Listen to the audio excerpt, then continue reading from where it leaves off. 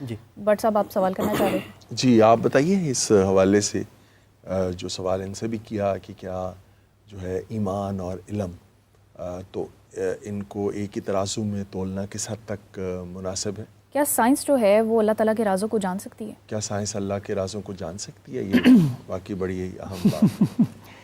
بسم اللہ الرحمن الرحیم۔ سب سے پہلے شکریہ۔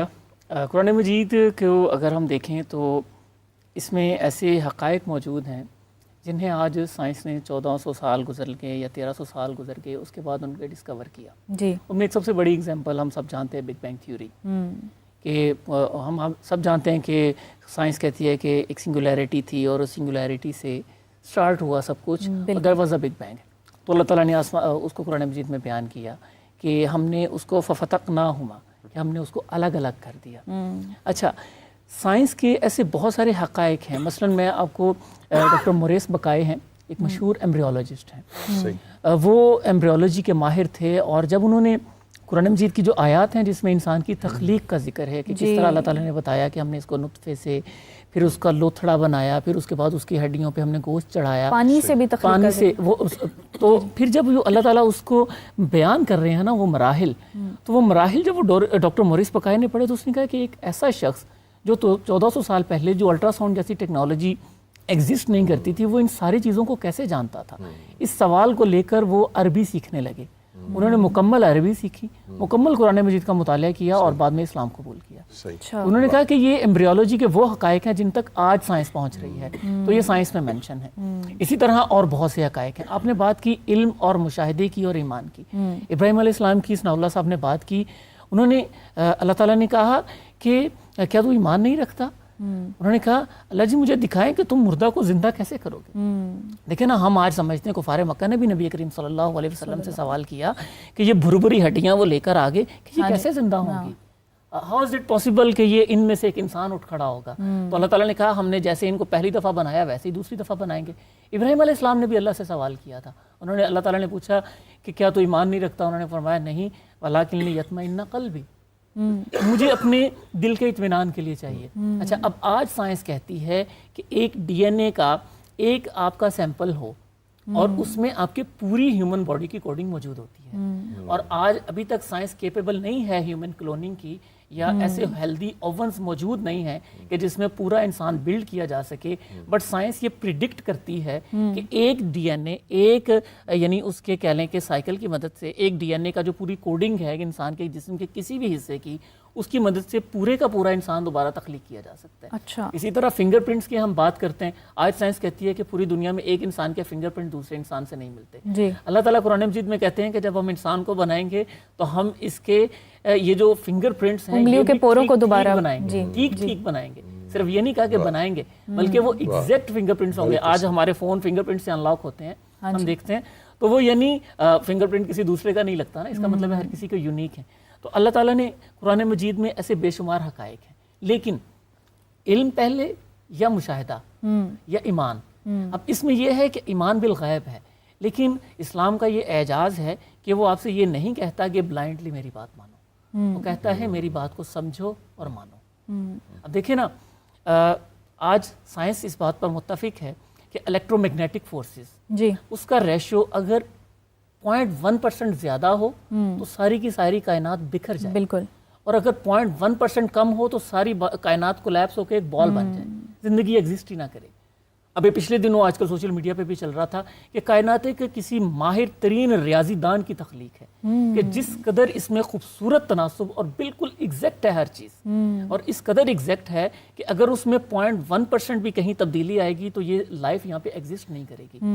ہاؤ از اٹ پاسبل کہ یہ جو ہماری ارتھ ہے اس پہ everything is exactly according to what it should be to support the life, یعنی یہاں پر لائف کے لیے ہر چیز۔ اب اس وقت مشہور امریکی سائنسدان ہیں، وہ کہتے ہیں کہ سائنس بڑی ترقی کر لی، لیکن ہم ابھی تک اس سوال کا جواب دینے سے قاصر ہیں کہ یہ جو سیلز ہیں، یہ جو الیکٹرانز ہیں، میٹیریلز ہیں، یہ آرگینک میٹیریلز ہیں، یہ ریپروڈیوس کرنا کب شروع کرتے ہیں؟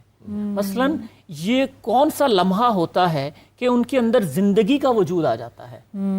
دیکھیں نا، اب یہ ایک اہم ترین سوال ہے۔ میں آج مثال دیتا ہوں، میڈیکل سائنس اس قدر ترقی کر گئی، میڈیکل سائنس نے اس قدر ترقی کر لی، کیا آج بھی ایک انسان کے جسم سے جب زندگی کا خاتمہ ہو جاتا ہے جی تو وہ کیا چیز ہے جو اس کے جسم سے نکل جاتی ہے کہ واپس نہیں لوٹائی جا سکتی. مثلا آپ بتائیں اگر اس کا دل بند ہو گیا تو کیا دل تو ریپلیس کیا جا سکتا ہے؟ جی. اگر اس کو کوئی معاملہ کسی دماغ کو ہو گیا وہ ریپلیس آج سائنس اس قابل ہو گئی ہے, لیکن وہ کون سی چیز ہے کہ جو دوبارہ انسرٹ نہیں ہو سکتی کہ انسان کو ریسٹارٹ کیا جا سکے؟ یہ جو اختیار ہے اسی سے میں بات کو آگے بڑھاؤں گی. ہمیں یہاں پر زریاب ہاشمی صاحب نے جوائن کیا ہے, آپ کی بات کو مزید آگے بڑھائیں گے. اور آج ہمارا موضوع ایسا تھا کہ اس میں زریاب ہاشمی صاحب کا ہونا بڑا ضروری تھا, اور وہ زیادہ ان چیزوں کو وضاحت کے ساتھ بیان کر سکتے ہیں, پیش کر سکتے ہیں. تو بہت شکریہ زریاب ہاشمی صاحب.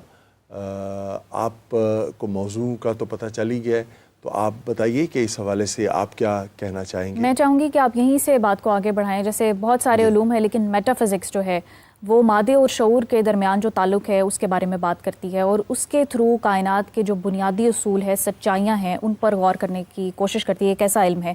اور بھی بہت سارے علم ہیں, ontology, cosmology, philosophy of mind, philosophy of religion. تو یہ سائنس جو ہے, کیا اس میں اتنا دم ہے کہ یہ اللہ تعالیٰ کے ان رازوں کو جان سکے؟ کیا فرمائیں گے ذرا آپ صاحب؟ جی بسم اللہ الرحمن الرحیم. السلام علیکم. ہوپ کہ آپ سب لوگ خیر خیریت سے ہوں گے, اور انٹرسٹنگ ٹاپک ہے آپ کا.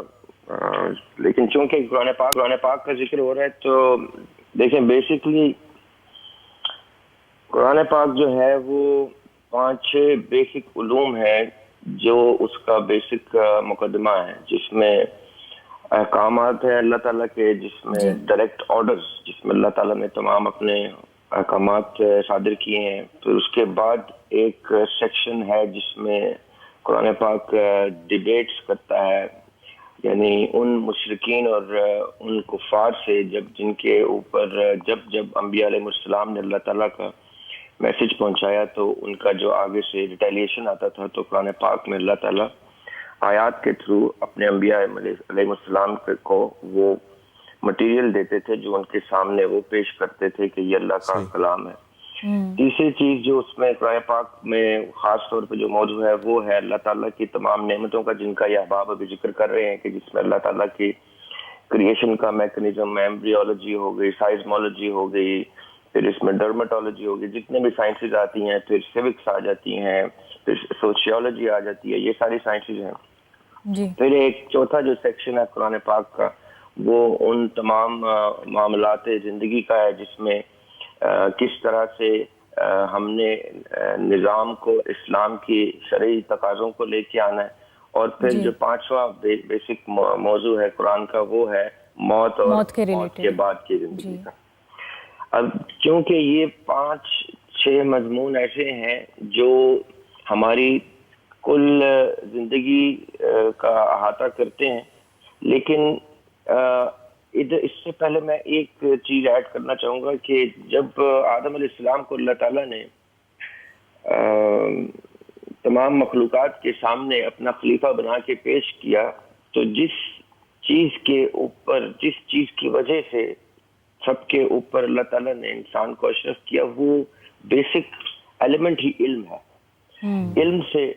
علم کی توسط سے معتبر ٹھہرا انسان, علم کے توسط سے افضل ٹھہرا انسان.